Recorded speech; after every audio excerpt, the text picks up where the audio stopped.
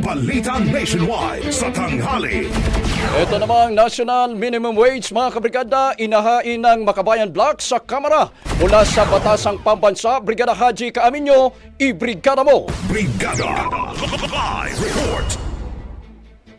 Isinusulong ng Makabayan Block sa Kamara ang panukalang batas na layong magpatupad ng national minimum wage na 1,200 pesos across the board batay sa House Bill 2599 na inihain ni Acting Church Representative Antonio Tino at Kabataan Representative Rene Co. Kasama sa tatanggap ng arawang sahod na 1,200 pesos ang mga manggagawa sa pribadong sektor at sa gobyerno.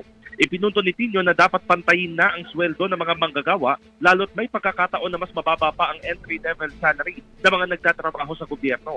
Pero aminado ang kongresista na hindi magiging madali ang laban para sa national minimum wage dahil mismong si Pangulong Bongbong Marcos ay hindi ito binanggit sa State of the Nation address. Mistulang allergic anya sa aumento sa sahod ng Pangulo at tinutulan pa sa pamamagitan ng economic managers. Gayunman, kumpiyansa naman si Ko na maipipilit ang panukala ngayon dahil mas lumalakas ang panawagan mula sa mamamayan base na rin sa resulta ng mga survey. Numero uno umano sa hinaing ng mga Pilipino ang mas mataas na sweldo at ang pagpapababa ng presyo ng mga bilihin. In the heart of changing lives, ako si Brigada Haji Kaaminyo ng 105.1 Brigada News FM Manila, the Music and News Authority. Brigada Ang bahaging ito ay hatid sa atin ng Guard C Plus with Zinc Capsule. Always protektado ang kalusugan.